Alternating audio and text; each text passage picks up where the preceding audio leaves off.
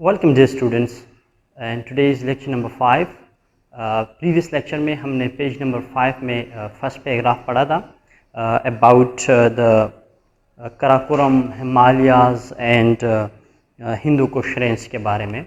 तो जैसे कि मैंने बताया था आप लोगों को कि पाकिस्तान में सूबा बलूचिस्तान और सूबा सिंध के बहुत सारे इलाकों में क्या है, पहाड़ मौजूद है, वो भी काफ़ी हाइटेड।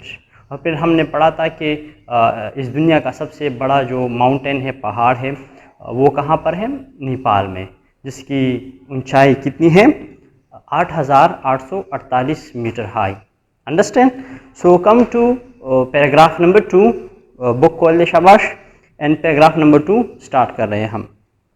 अच्छा, पैराग्राफ नंबर 2 में कह रहे हैं कि the most important agriculture areas of Pakistan are in the Indus valley. जैसे कि कल भी मैंने आपको बताया था कि इंडस वैली किसे कहते हैं, इंडस वैली मीन वादी सिंध। अंडरस्टैंड? कहते हैं एग्रीकल्चर। सो एग्रीकल्चर किसे कहते हैं, एग्रीकल्चर कहते हैं ज़राअत को। ओके, एग्रीकल्चर ज़राअत, ओके, खेती बाड़ी वगैरह, जहाँ पर फसलें हम उगाते हैं वगैरह वगैरह। कहते हैं कि एग्रीकल्चर पाकिस्तान का जो कि एग्रीकल्चर एरिया है, जहाँ पर गंदम उगता है, फसलें उगती हैं, वो तकरीबन कौन से एरिया में पाया जाता है, वो है इंडस वैली, वादी Sindh.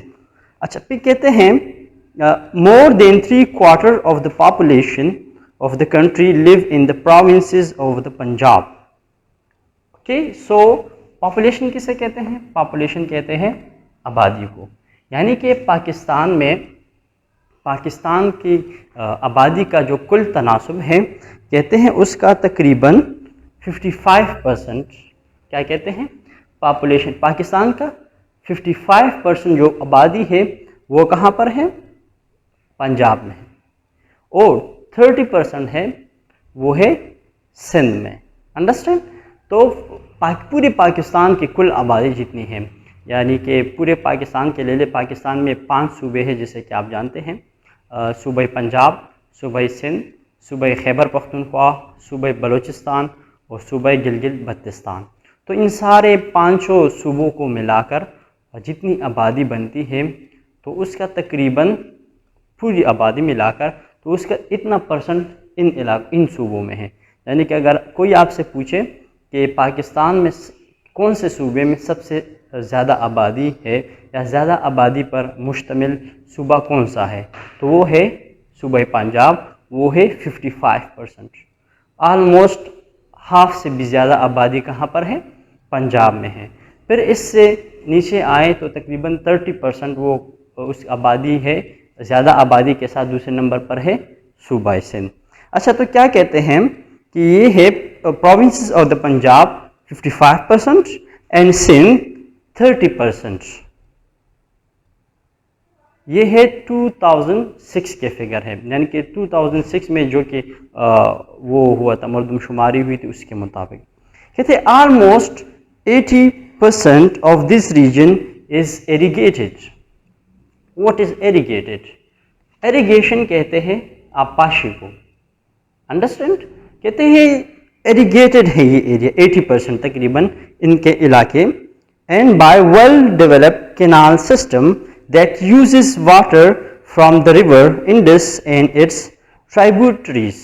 Okay, what is tributaries? Tributaries mean माउनीन, यानी कि इससे रिलेटेड, यानी कहते हैं canal system use of Indus river है, और इंडस रिवर से जितने भी मिलते दरिया हैं उनसे ये क्या कहते हैं, ये इरिगेशन करते हैं। यानी कि यहाँ पर इरिगेशन सिस्टम बहुत स्ट्रॉन्ग है बिकॉज ऑफ वाटर। तो एक जहन में एक बात याद रखिएगा, मतलब ये इरिगेशन या जो भी ज़मीन फर्टाइल होती है या फसलें उगती है, जहाँ पर एग्रीकल्चर ज़्यादा होता है, वो इस वजह से ज़्यादा होता है, वाटर की वजह से। जिस इलाके में वाटर ज़्यादा होगा तो डेफिनेटली वहाँ पर क्या होगा, इरिगेशन ज़्यादा होगी, यानी कि वो ज़रख़ेज़ ज़मीन होगी, फर्टाइल होगी। सो फिर कहते हैं this area has always been very fertile. Understand? and producing the bulk of agriculture produce in Pakistan. So understand, यानी कि फर्टाइल कहते हैं ज़रख़ेज़ को, यानी कि पूरे पाकिस्तान में अगर आप देख ले तो इन दोनों सूबों में क्या है, फसलें ज़्यादा उगती हैं। पूरे पाकिस्तान को ये सप्लाई भी करते हैं, यानी कि जितनी भी वेजिटेशन हो गई या फ्रूट्स हो गए हैं, ये सूबे सिंध और सूबे पंजाब में ज़्यादा है। और किस वजह से? पानी की वजह से। यानी कि जहाँ पानी ज़्यादा होगा डेफिनेटली वो ज़मीन ज़रखेज़ होगी, वहाँ का एग्रीकल्चर सिस्टम और इरीगेटेड होगी। अंडरस्टैंड?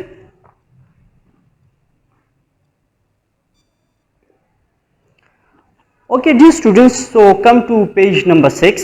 पेज नंबर 6 पे आ जाएं। टॉपिक है इसका geographical terms. So geographical terms कौन से हैं? जियोग्राफिकल टर्म्स में कहते हैं these are some terms that you will read about in geography. They describe the physical feature found on earth.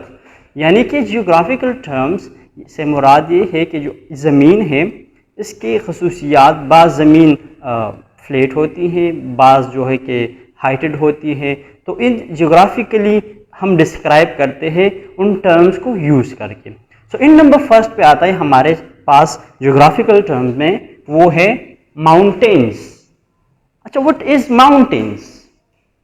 Mountains जैसे कि आप जानते हैं उसको उर्दू में कहते हैं पहाड़। पहाड़ कहते हैं इसको उर्दू में, माउंटेन्स को। अच्छा, व्हाट इज माउंटेन्स? माउंटेन्स पहाड़ को कहते हैं। आपको ये पिक्चर में नजर आ भी रहा है बुक में, that is the shape of mountains. Okay, understand? So mountains क्या होता है? माउंटेन्स बेसिकली होते हैं हाईएस्ट लैंड, यानी कि लैंड है, ज़मीन है, आपको नज़र आ रही है। तो इस ज़मीन का जो हाईएस्ट पॉइंट होता है या हाईएस्ट होता है, यानी कि सतही ज़मीन, एक तो नॉर्मल ज़मीन है, एक ज़मीन से बिल्कुल ऊंचाई पर होते हैं, हाईएस्ट होते हैं, पीक पर होते हैं। एक तो निशानी इसकी ये है। इसकी एक ये है कि इसकी नो फिक्स हाइट है, यानी कि इसकी ऊंचाई इतनी कोई फिक्स नहीं है। लेट्स सपोज कि जी यहाँ से इतना हो ऊंचा, इतना ऊंचा हो तो ये पहाड़ होगा, या उसकी कोई लिमिटेशन नहीं है। बट अगर हम यूजुअली देखें तो एक अंदाजे के मुताबिक हम ये कह सकते हैं कि ये तकरीबन 2000 से लेकर 3000 मीटर्स तक अबाउट ये एक रेंज है। मतलब इतनी हाईएस्ट पे हो तो ये हम इसको पहाड़ कह सकते हैं। Understand? So come to book. अच्छा, कहते हैं these are the highest lands, understand, and there is no fixed height at which a hill becomes a mountain, understand? जैसे कि मैंने बताया इसकी कोई लिमिटेशन नहीं है इसकी ऊंचाई की या उसकी बुलंदी की। But mountains are usually about above 2000 to 3000 meters, यानी कि इतनी ऊंचा अबव हो सकते हैं, यानी कि इतने हाई हो सकते हैं। कहते हैं सम माउंटेन्स लाइक द हिमालयाज और कराकोरम आर शार्प और पॉइंटेड। अंडरस्टैंड? शार्प यानी कि बिल्कुल ऐसे स्ट्रेट होते हैं, एक पीक होता है इनके ऊपर। बाज होते हैं माउंटेन्स होते हैं, अंडरस्टैंड, ये भी माउंटेन्स कहलाते हैं। हम लेट्स सपोज ये फ्लैट ज़मीन है, अंडरस्टैंड, लेट्स सपोज ये है, इस तरह होते हैं पहाड़, ठीक है ना, इसके पीछे इस तरह होते हैं पहाड़, ठीक है ना, अंडरस्टैंड। अच्छा, बाद ऐसे पहाड़ होते हैं यानी कि पॉइंटेड होते हैं, वो बिल्कुल इसी तरह जाते हैं, इसी तरह, इस तरह बिल्कुल हाइट, इसी तरह हाइटेड पे होते हैं। Understand? Okay, so this mean that is term of geography, they are young mountains between 1.5 to 66 million years old, यानी कि इतने पुराने होते हैं ये पहाड़, 66 मिलियन। ओके, सो 1 मिलियन में कितने होते हैं? 10 लाख, यानी कि तो 66 से आप मल्टीप्लाई करें तो इतने पुराने ये माउंटेन्स होते हैं। कहते हैं older mountains have had their sharp point worn away by rain, frost and wind, so they are more rounded. Understand? यानी कि ये किस वजह से, यानी जितने ही पुराने होंगे इन पर क्या होगी, इन पर बारिशें होंगी, उन पर ये क्या होगा कि विंड होगा, तूफान आएगा, तो इस वजह से ये बिल्कुल फ्लैट होते जा रहे हैं, यानी कि राउंडेड होते जा रहे हैं। Understand? So it is called mountains.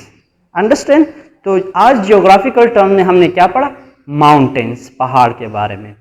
So in next lecture हम बाकी पढ़ेंगे, हिल्स हो गया, प्लेटूज हो गए हैं, एंड प्लेन्स एटसेट्रा। अंडरस्टैंड?